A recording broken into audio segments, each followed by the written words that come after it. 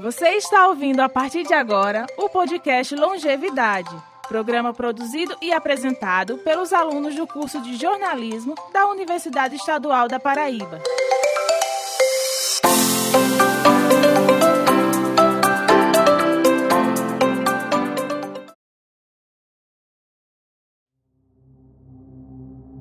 Para cada crença, a morte é vista de formas diferentes. O plano espiritual carrega consigo uma série de suposições e muita gente ainda enxerga manifestações dessa natureza no plano terreno como algo negativo ou até assustador. Hospitais, de forma geral, são espaços destinados ao cuidado do corpo e da mente. Se você não associa a restauração, certamente é a morte. Essa espiritualidade é interpretada e vivida com base nas experiências de cada indivíduo e pode ser experimentada em diversos locais do mundo. Na indústria de entretenimento, por exemplo, o tema é trabalhado sob muitas perspectivas, protagonizando filmes e séries de sucesso, que dão ao espectador margem para diferentes interpretações. Mas não é restrito apenas às produções de Hollywood. O maior São João do mundo, a Rainha da Borborema, o principal polo tecnológico do estado. Todos esses títulos são designados a Campina Grande, na Paraíba. Mas é possível que a cidade seja tão somente construída sobre títulos majestosos? E se te contarmos que nem todos os lugares são considerados agradáveis para a maioria das pessoas? Talvez seja apenas uma lenda, mas para Maria, funcionária que já trabalhou em um dos hospitais locais, carregar uma experiência não tão digna de cartão postal traz marcas duradouras. Seria trauma somente o nome que se dá ao prédio ou também as memórias jamais esquecidas?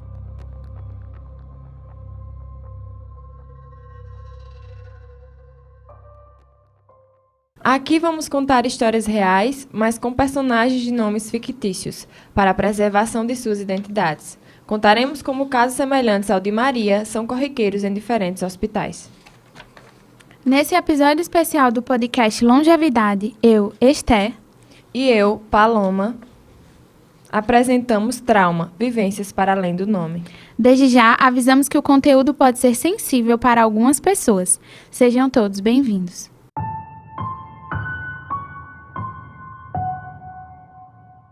Maria é uma jovem apaixonada pela sua profissão. Superando o cansaço, a competência sempre prevaleceu no que fazia. Como de costume, dirigiu-se ao trabalho para cumprir mais um de seus plantões. Ela só não sabia que, depois disso, sua vida mudaria completamente. Depois do episódio a seguir, Maria foi afastada do cargo por problemas psicológicos. Mas sua amiga Ana, que sempre compartilhou histórias semelhantes entre seu grupo, tem esse relato como o mais comentado. Mas tem as filmagens de uma colega da gente conversando. Ela disse que conversou com uma pessoa. O senhor chegou para ela perguntando onde estava uma paciente. E ela disse que não sabia e perguntou onde é que ficava a ala vermelha. E ela instruiu, é tanto que nas câmeras dá para ver ela tipo apontando, sabe, para o local. Daí, quando ela foi lá na vermelha, que foi olhar quem estava falando com ela, era o homem que estava morto, tinha falecido. E assim, essa colega hoje não trabalha lá, ela pediu afastamento por problema psicológico. Depois desse episódio, ela não ficou bem, aí ela foi afastada.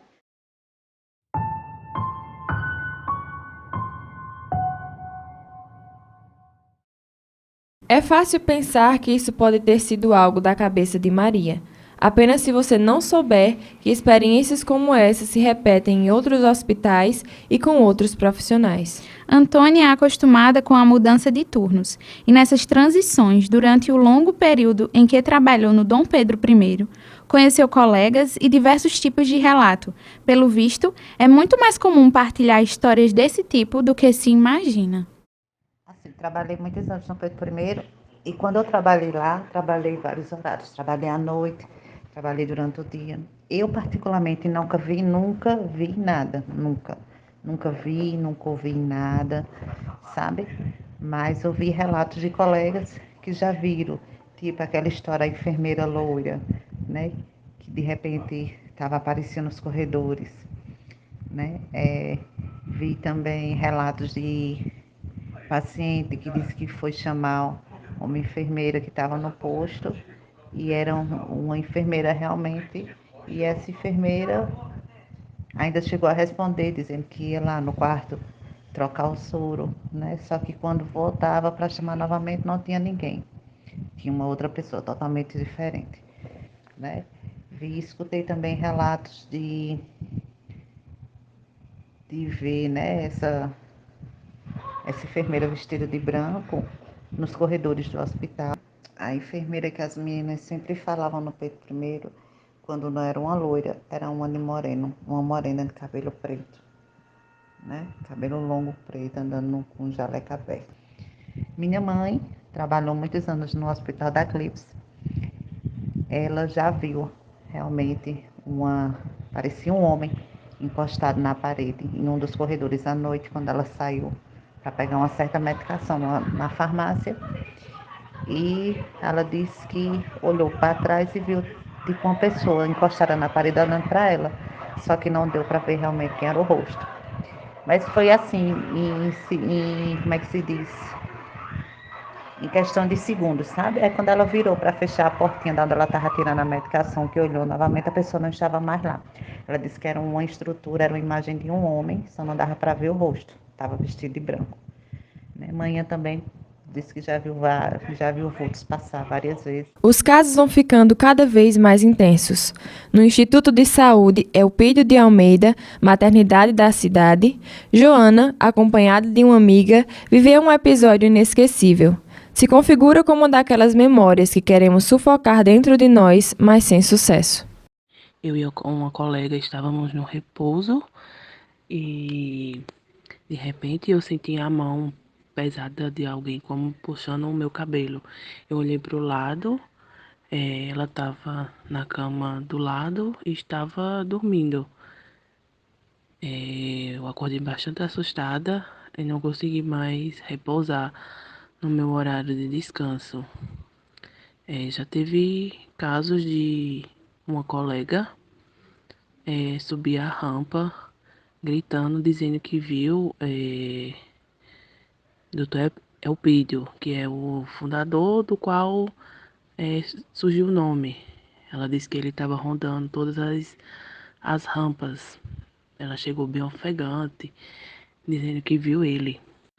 No hospital da Eclipse, na sala de parto, segundo as parteiras antigas, existe uma mulher que fica rodeando na sala de parto. Ela até gosta de um leito, fica como se fosse deitada nesse leito. Foi uma paciente que anos passados veio a falecer, mas que, segundo quem já viu, ela ainda fica lá. E muitas já viram ela rodeando dentro da sala de parto.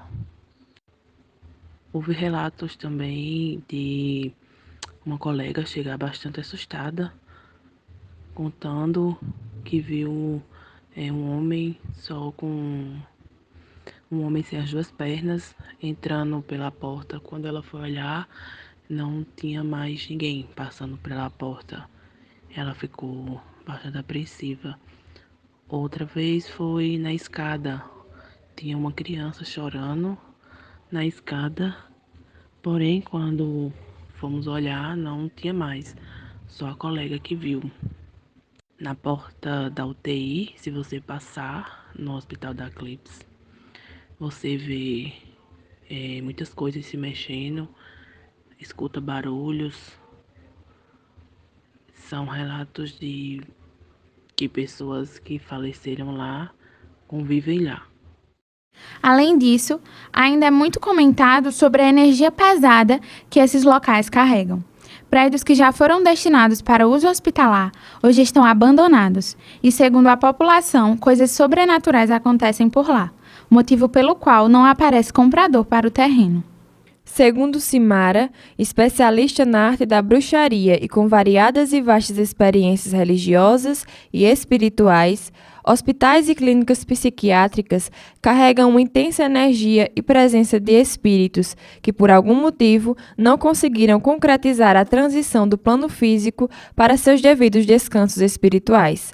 além do fato que esses ambientes se tornam extremamente danificados espiritualmente falando. Esses são espíritos fragilizados por decorrência muitas vezes de um desencarno inesperado ou indesejado que intensifica o apego terreno, dificultando sua transição. Eles estão perdidos no mundo desconhecido que os impossibilita a comunicação com seus entes queridos, e no caso de pessoas que são apegadas a coisas materiais, a não aceitação de uma perda que foge do seu controle.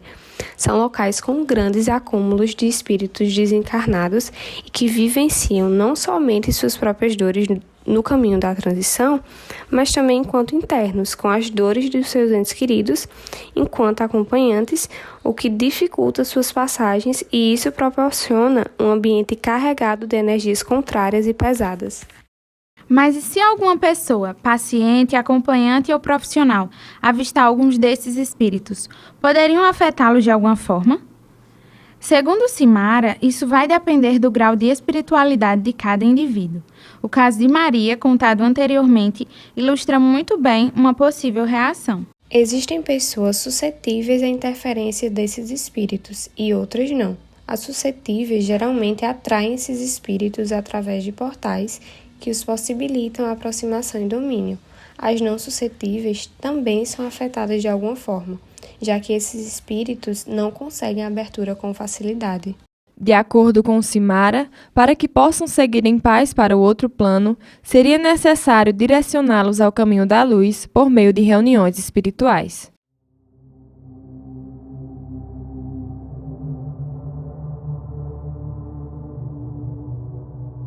O fato é, você acreditando ou não, todas essas pessoas testemunharam momentos que, na sua perspectiva, não deveriam nunca ter acontecido.